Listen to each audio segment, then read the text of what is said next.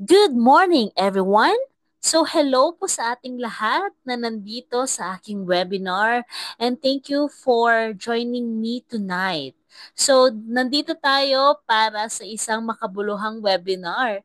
Kaya, this is about the Start Smart, the Complete Beginner's Guide to E-Commerce Growth.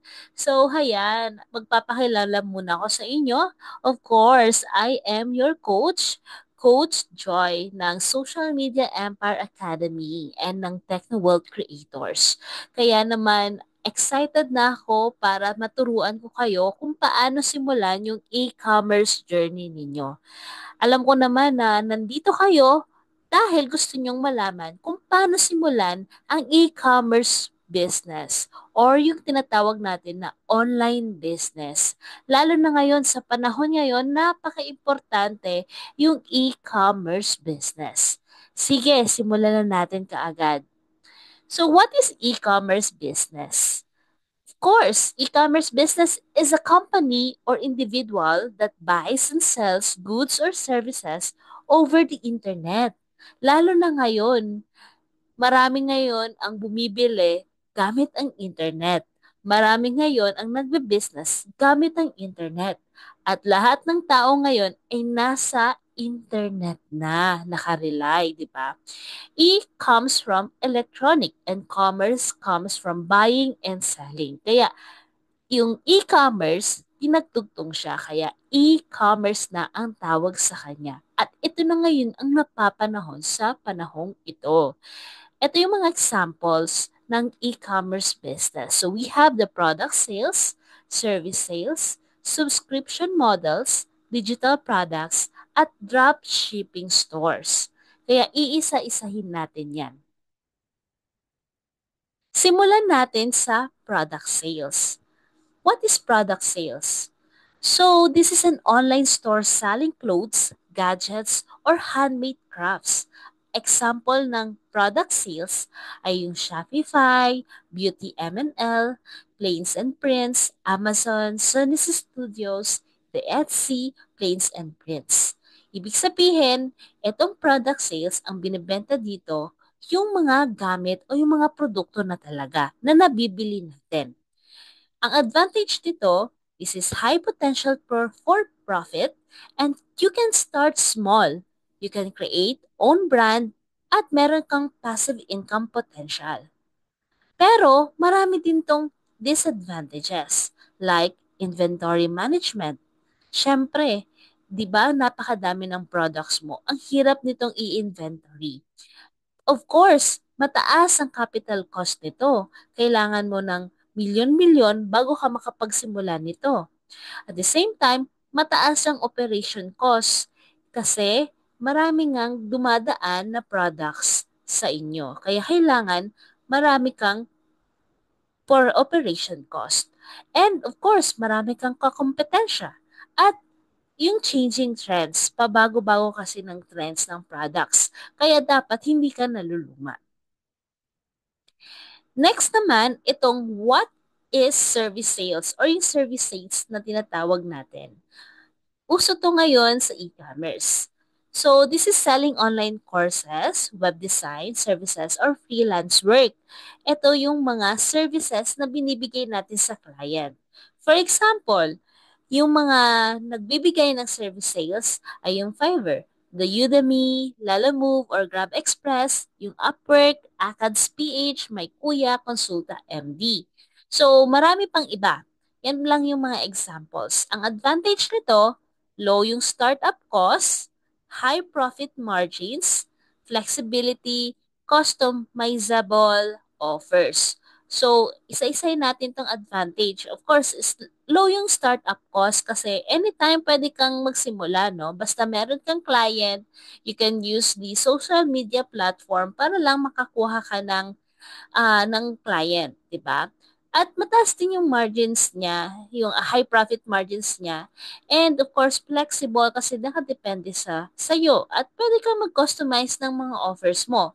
However, meron tayong mga disadvantages. Like, yung time-dependent income. Siyempre, nakadepende sa oras mo. hindi lahat ng oras mo ay maibibigay mo dun sa client mo. So, usually, maibibigay mo lang to sa iilan na client. Scaling can be difficult. So, hindi mo siya pwedeng pangmaramihan. Dahil kung pangmaramihan, sobrang nakakapagod, lalo na kung ikaw lang din naman yung gumagawa ng serbisyong yan.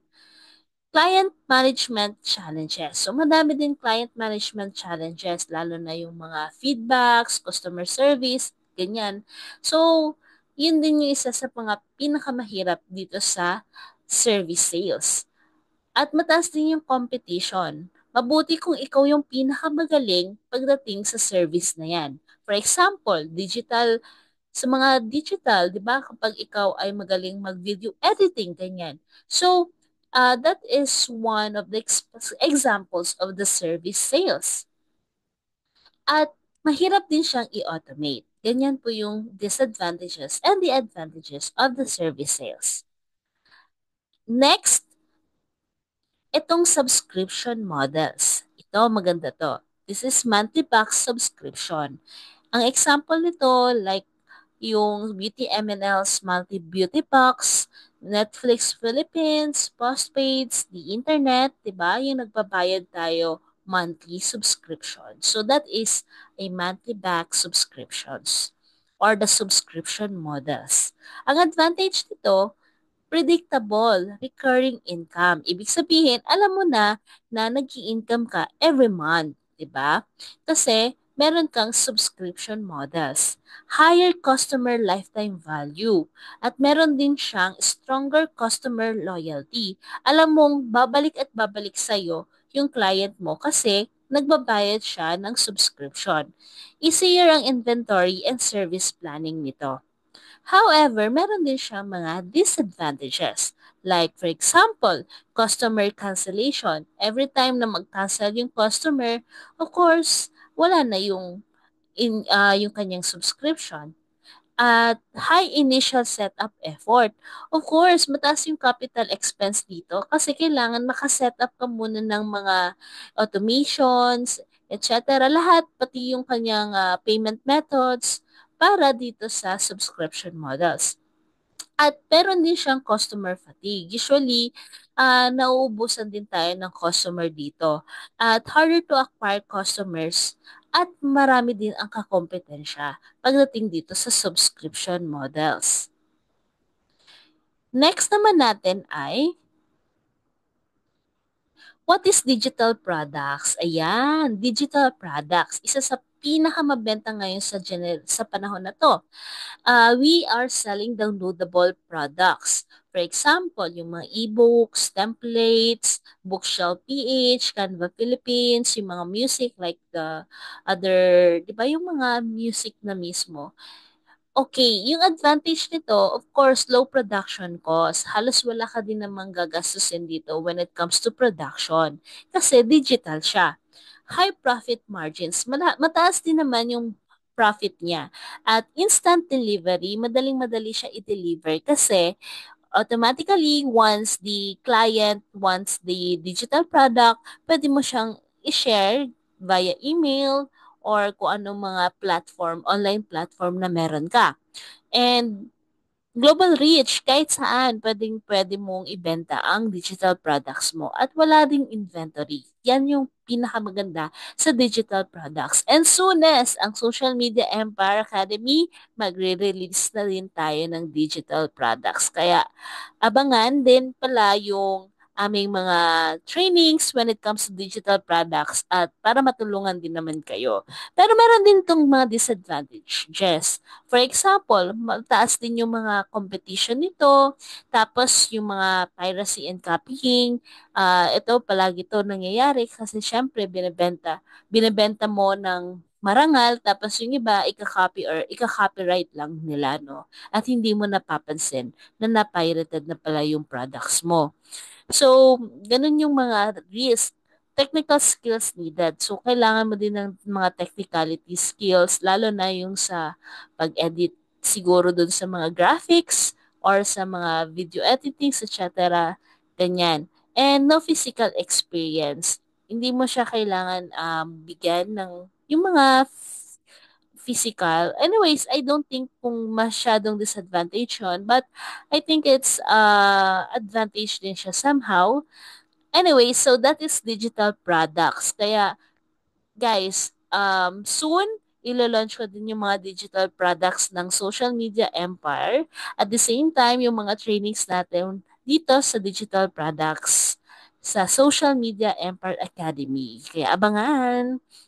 Anyways, proceed tayo sa next. Of course, ito yung isa sa pinakamaganda na e-commerce at napapanahon ngayon. Ito yung dropshipping business. Selling products without holding inventory. A supplier ships directly to the customer. So, paano siya nangyayari? So, parang katulad lang ng Lazada, Shopee, AliExpress, yung mga Facebook Marketplace, yung TikTok Shop, that is a dropshipping business. Ang advantage niya, low din yung startup cost. So, anytime you can do it, at mamaya ituturo ko to sa inyo, at no need for inventory kasi supplier na ang bahala nun. And of course, yung management niya, madali lang, wide product selection, flexible ang location, kahit saan, pwede mong gawin tong business na to, easier to scale up. Kasi sobrang dami, kung madami yung mga customers mo, madali lang. So, ano yung mga disadvantages niya?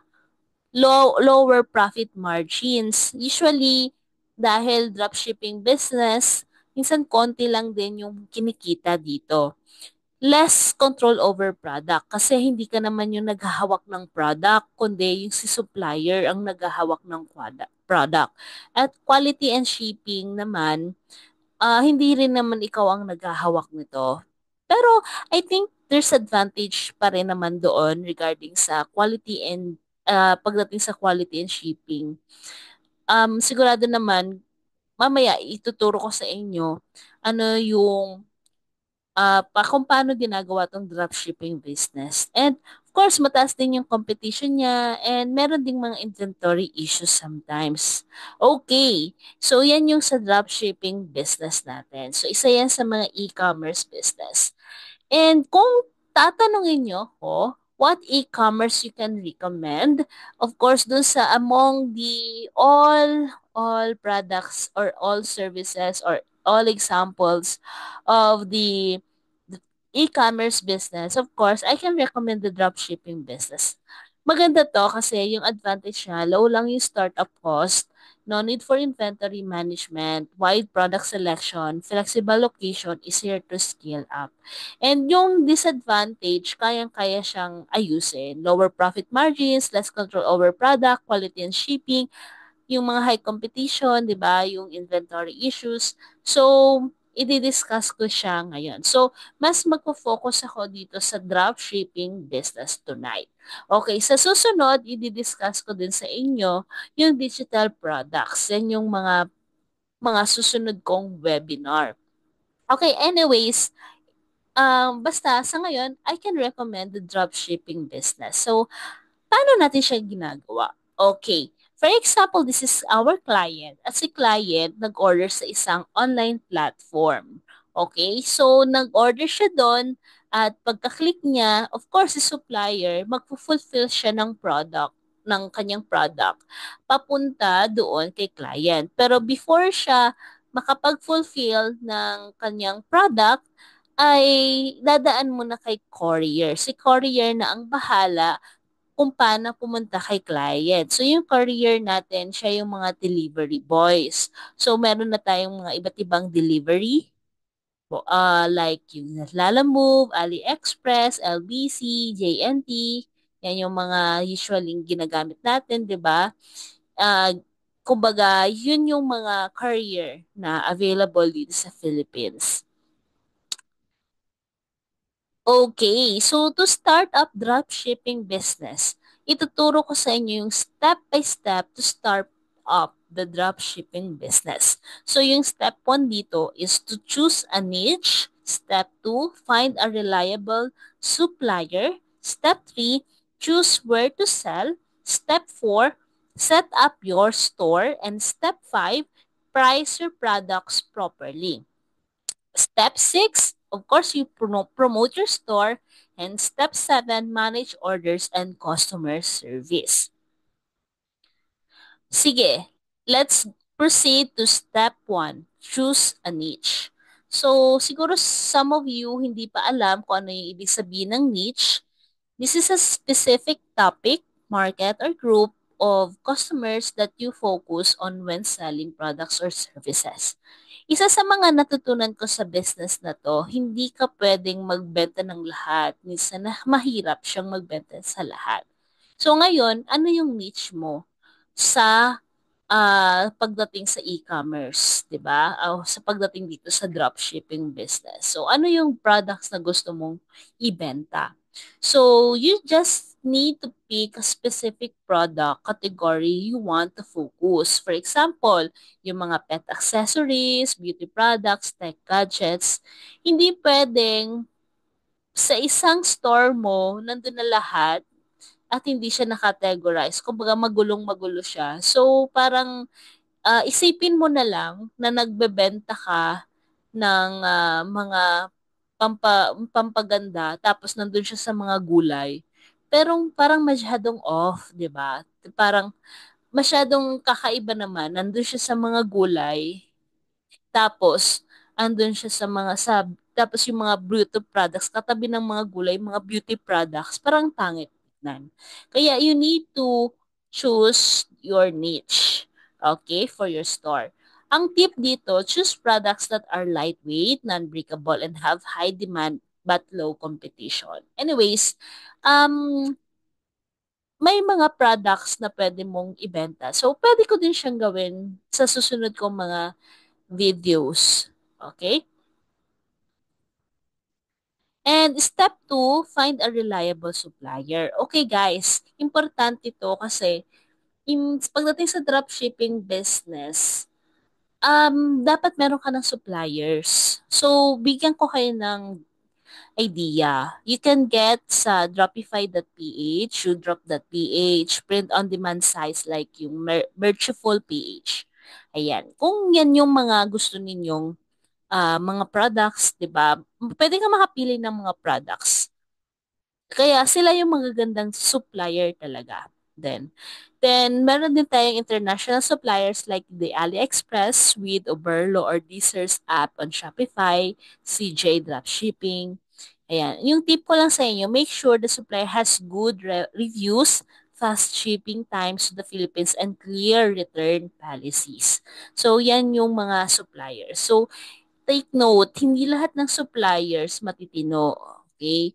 Tapos, yung ibang mga suppliers, as in, medyo mahirap pakiusapan. Mahirap din silang makapag-deliver ng product. So, titignan yung mabuti kung sino yung mga suppliers na talagang very reliable. Kaya dapat reliable, di ba?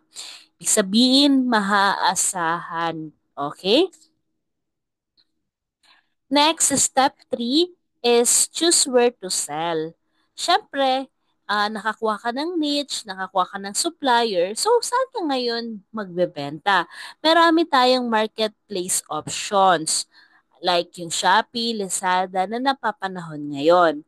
Your own website. So, pwede kang gumawa ng sarili mong website, build an online store using Shopify, WooCommerce, or Wix. Yun yung mga pwede mong gamitin na for free. Meron din tayong social media marketing or social media selling, which is yung Facebook Marketplace, Instagram Shops, TikTok Shops. So, maraming pwedeng option kung saan ka pwedeng magbenta ng products mo. Step 4, of course, set up your store. 'Di ba? So, importante naka-set up yung store mo. Ibig sabihin, dahil nakakuha ka na ng ito yung tinatawag nating kumbaga kung saan ka magbebenta. Ngayon, i-start up mo na or i-set up mo na yung store mo. So you need to create a professional looking store with good products, images, descriptions, and prices. Siyempre, dapat maganda yung pagkakagawa mo, di ba? Kung for example, gumawa ka ng sarili mong website, dapat maganda din yung presentations ng website mo. And dapat add trust signals like yung real reviews, fast shipping, badges, money back guarantees, yung talagang makikita nila na safe yung inyong website. Kaya kapag hindi kasi maganda yung website na ginawa mo, medyo baka sabihin nila scam, 'di ba? Yun yung iniiwasan natin. Kaya you need to set up your store ng maganda at trusty talaga siya, 'di ba? Trustworthy. So, connect your store to your dropshipping supplier if you're using Shopify plus AliExpress or Dropify. So, of course, yung Shopify natin din AliExpress and Dropify, may mga premium din silang subscription. So, kasama sila sa mga sa mga subscription models. Then, step 5, price your products properly. Huwag naman masyadong overpriced o huwag naman masyadong mababa kasi baka wala ka na rin naman kikitain. Kasi sayang naman, para ka nang nagbigay lang. So, make sure selling price is equals to the supplier cost plus yung shipping fee plus profit margin plus platform fees. So, ito yung formula natin dito. Kaya dapat baka kasi mamaya wala pala yun doon yung yung profit margin. Nakalimutan mo na may profit ka pala na kailangan, 'di ba? Paano mo bubuhayin yung store mo, yung e-commerce business mo kung hindi masapat yung profit na meron ka? Kaya dapat alam mo yung selling price. So make sure you are competitive but still profitable. And step 6 natin, promote your store. So, how to promote your store? You can use your Facebook ads, Instagram ads, TikTok ads, and Shopee, Lazada Boost, yung mga ganyan, kung sakaling nandun ka sa platform na yon. Start a simple social media page to build your brand. Then, offer free shipping promos. Pwede kang magbigay ng mga promos, discount codes, or yung limited time offers to attract more buyers. And lastly, last step is manage orders and customer service. So, importante to how to manage your orders and customer service. Kasi syempre, kung gusto mo ng magandang quality at maraming bumabalik sa service or sa products mo, you need to manage the orders and the customer service. When a customer orders, forward the orders detail to your supplier. Of course, you need to monitor shipping and update your customer about their delivery status. And of course, you can also handle the complaints politely and professionally. And good customer service builds your brand. Tandaan natin to. Good customer service builds your brand. 'Di ba? Okay. Ngayon, ulitin ko, to start up dropshipping, ito yung mga step natin. Step 1, choose a niche. Step 2, find a reliable supplier. Step 3, choose where to sell. And step 4, set up your store. And step 5, price your products properly. Step 6, promote your store. Step 7, manage orders and customer service. So, how much to start up a dropshipping business? So, magtataka kayo, paano nga ba? 'Di ba, tinanong niyo ko kung paano ang e-commerce business, kung paano ang dropshipping business, tapos ano yung step by step para sa dropshipping business. Ngayon, ito yon, how much to start up dropshipping business. So, here's the sample breakdown. Of course, kailangan mo ng e-commerce platform or website to set up. So, meron tayong iba't ibang platform like the Shopify. Usually, it costs 2,000 to 2,300 per month. Yan yung basic plan. Okay, ito yun na yung pinaka-basic na ibibigay ko sa inyo. So, you can use the Shopify, pero may monthly subscription siya. Okay? WooCommerce or ito free to, but you need to pay for hosting and domain. So, ibig sabihin, may mga hidden charges din naman siya. Pero yung free, pwede mo siyang gamitin pero hindi naman siya ganun ka ka-advantage kapag ka-free. And yung weeks, 1,300 to 2,600 per month for the business basic plan. So, meron din tayong BigCommerce, 2,000 to 2,300 per month. Domain name, 500 to 1,000 per year. So, yung estimated total natin, usually it's 500 pesos to 2,600 per month for the platform or plus domain. So, kung meron kang e-commerce platform or website setup. Okay? So, what if kung maglalasada ka, Shopee, actually, pwede ka pumunta doon sa kanilang mga pages, then check mo kung paano maging part of that community para ikaw din na makabenta ng products nila. Makabenta ka ng mga products. Anyways, pero kapag pupunta ka doon, make sure sa, kung makapunta ka doon sa Shopee and Lazada, please make sure that you have the products. Okay? Kasi, syempre, kung magda-dropshipping ka, sa kanila lang yung parang store. 'Di ba? Sa kanila lang yung store. Tapos, meron lang din silang contact na courier para pumunta doon sa iyo at maibigay yung inyong products to the client. And hihintayin niyo na lang yung customer. Pero sa inyo pa rin yung inventory. So ganun po 'yun. Okay, next is yung product sourcing and supplier fees. So, we have dropshipping suppliers like yung AliExpress, Oberlo, Salehu, etc. Free naman niya siya to sign up, but some platforms might charge a subscription fee. So, meron din siyang mga basic, parang marami din kasi siyang yung mga subscription fee. So, may mga hidden charges din siya. Ang sample products niya, like meron ding 1,000 to 2,500 per product for testing quality. So, kasi kailangan i-check mo muna yung quality of your products. Siyempre, nag-outsource ka, di ba? And the estimated total is 3 to 2,500 for samples. Yan. Yung mga product sourcing and supplier fees.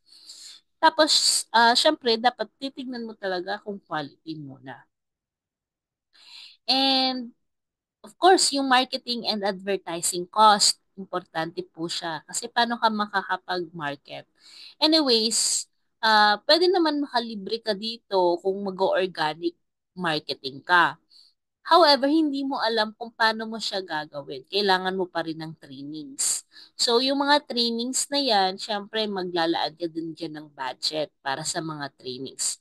Itong Facebook or Instagram ads, pwede mo siyang gawin. But then, hindi mo alam kung paano mo siya isi-set up. Medyo mahirap-hirap din to.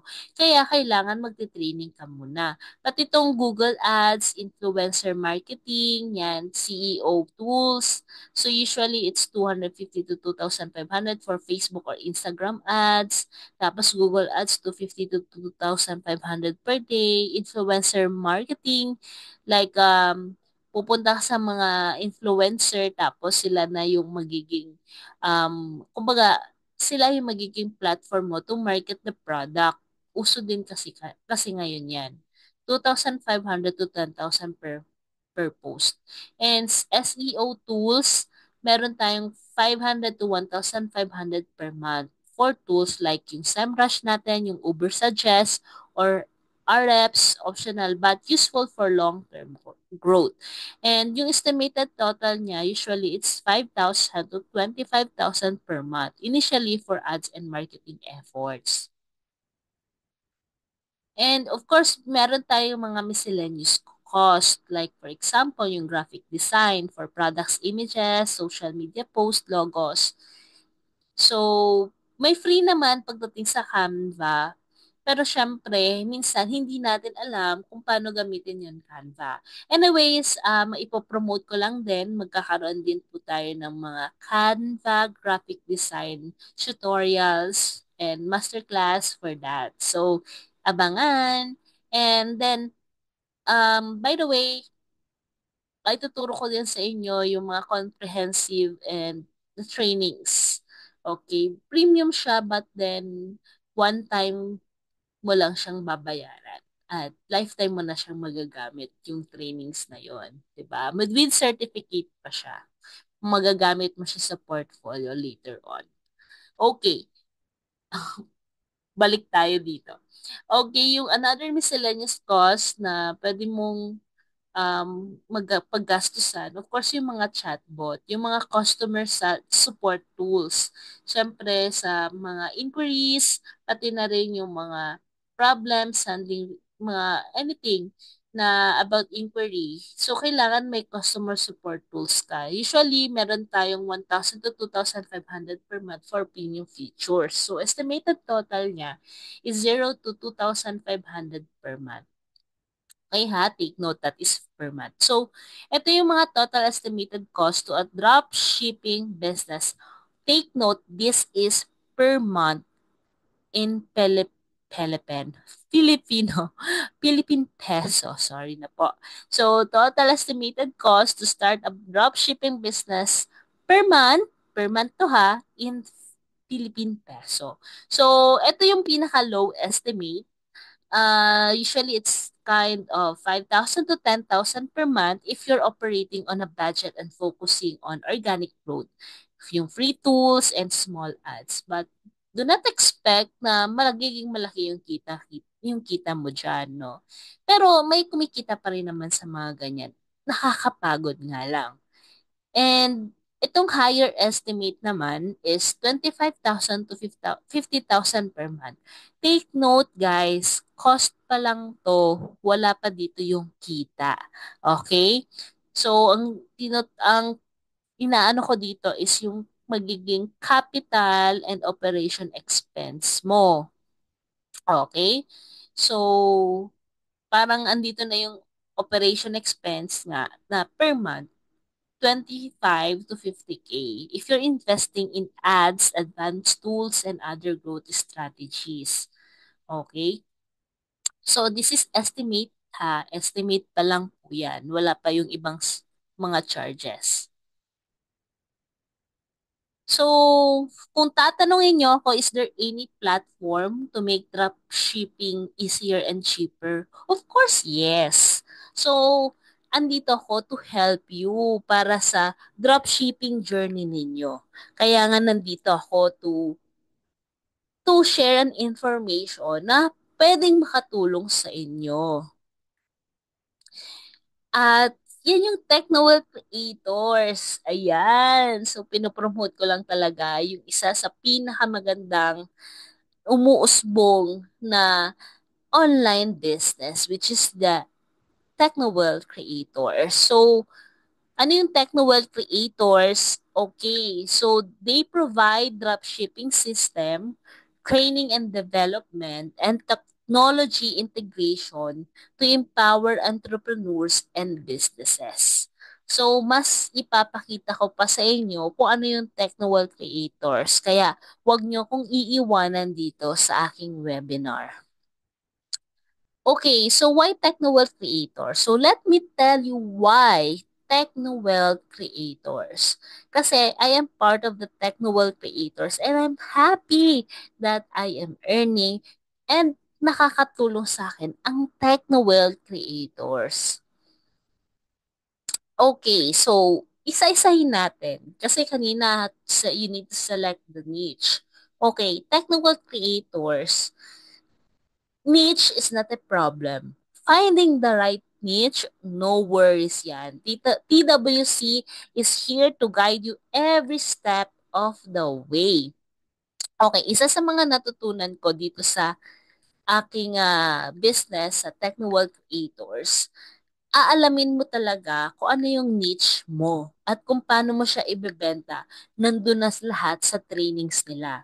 So, meron silang mga watches, women's collections, accessories. Wala pa nga dyan yung ibang mga products, no?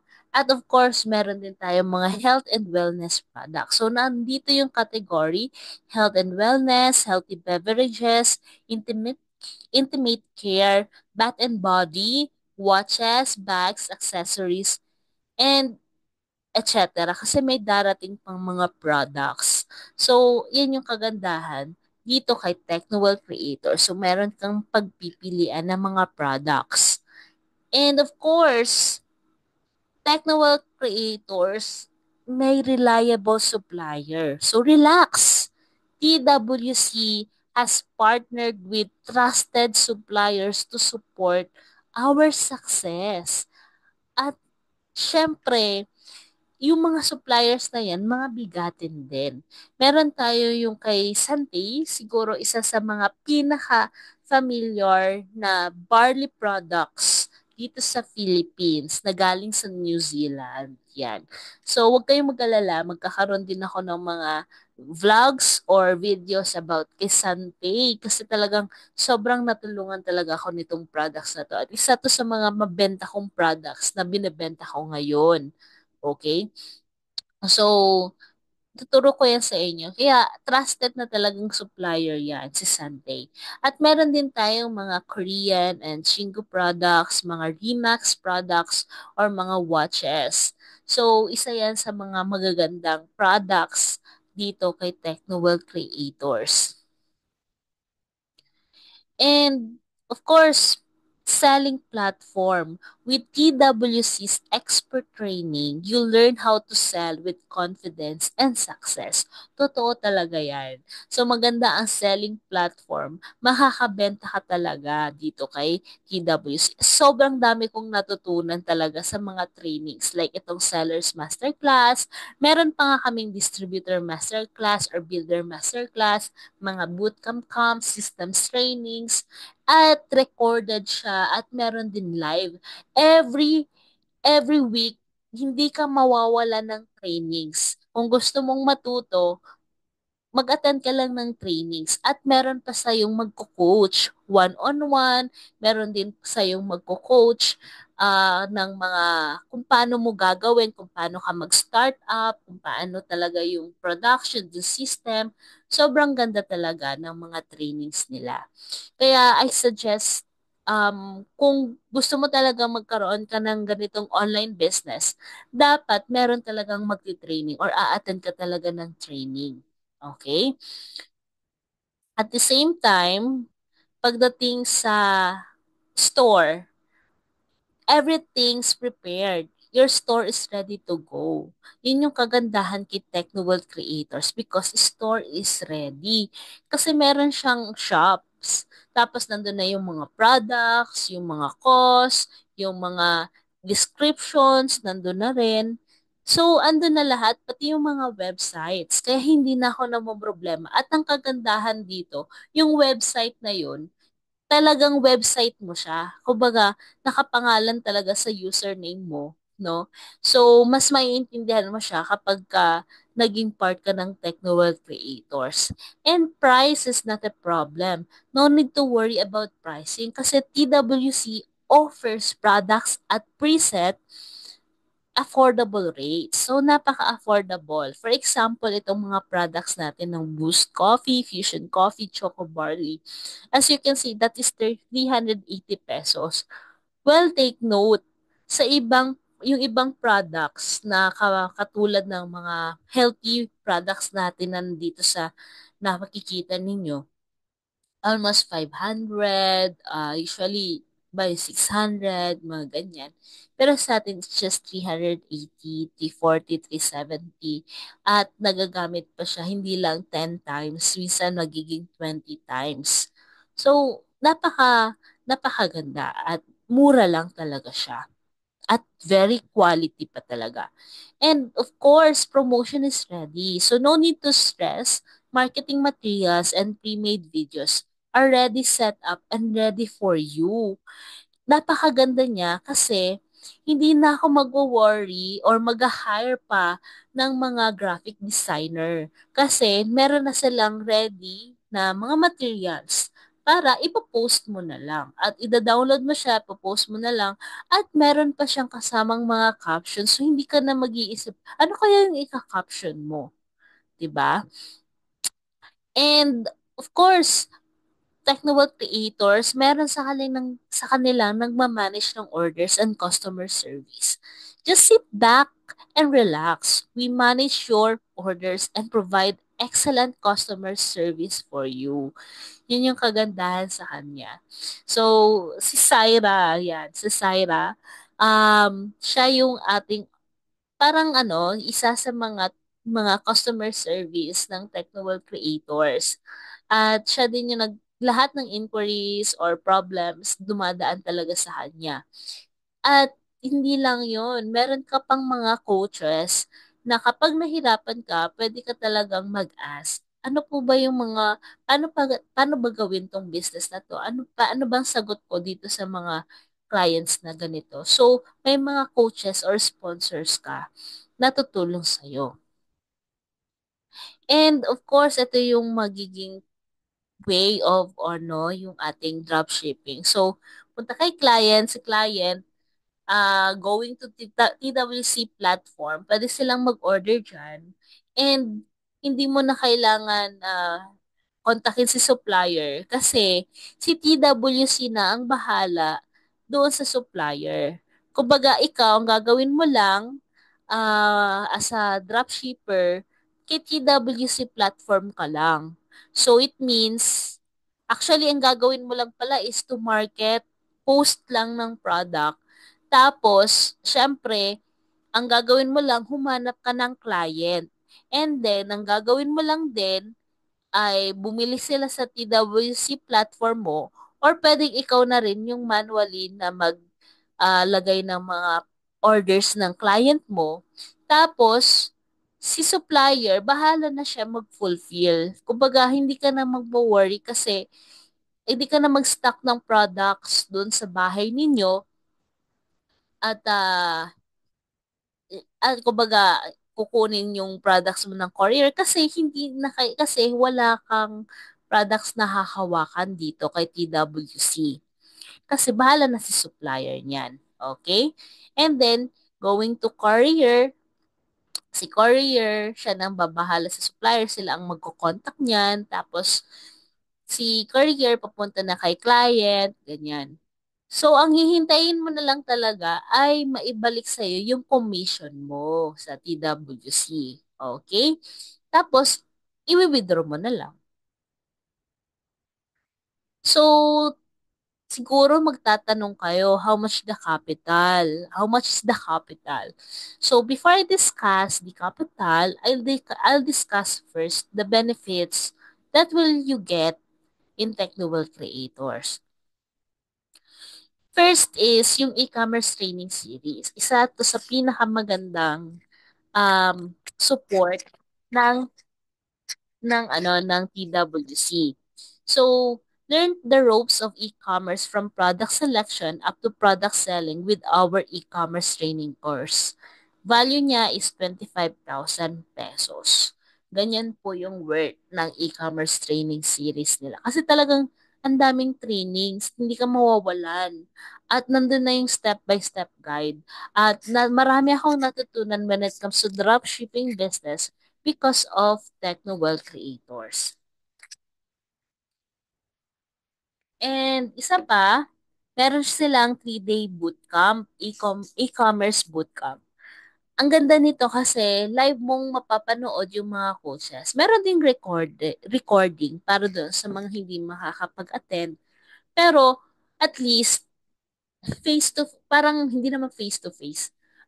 Parang very live talaga, mapapanood mo talaga ang ating mga coaches at maa-ask mo sila. So, jumpstart your e-commerce business by joining our 3-day live training bootcamp with our high-skilled coaches and learn how you can start this business right away.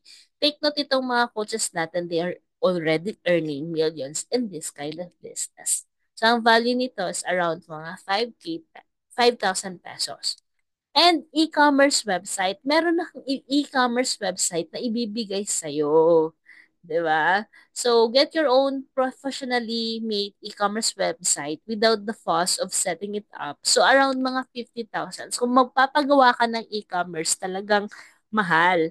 Pero dito, ibibigay sa'yo, madaming e-commerce. Around mga 7, 8 atang mga e-commerce website yung ibibigay sa'yo.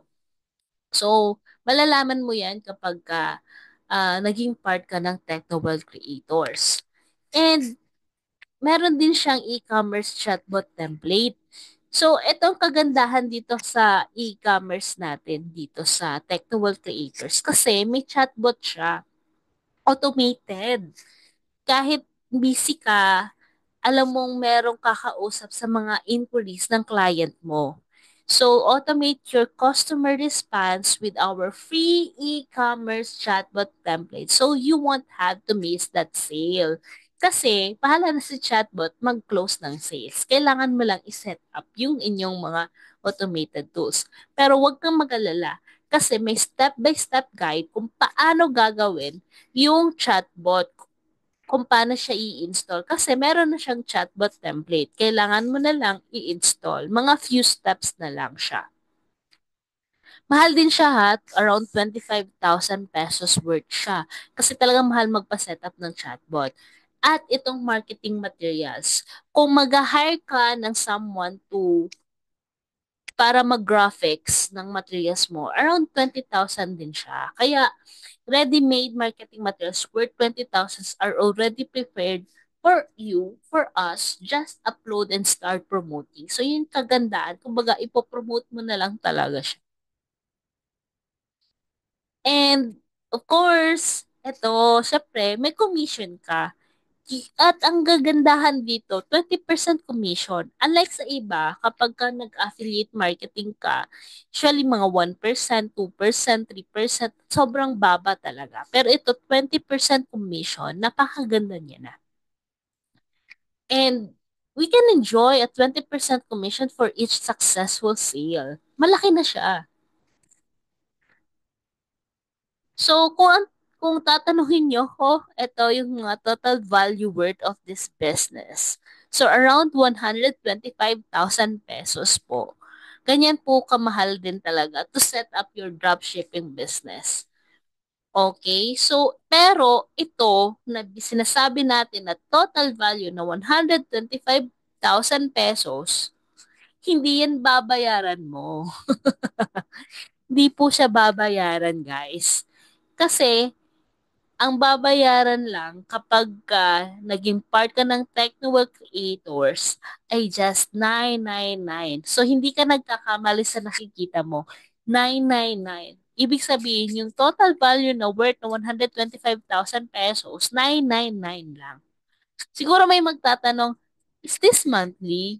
No, that's not monthly, guys. That is a lifetime opportunity. 999. Naka-promo lang siya. Hurry up, guys.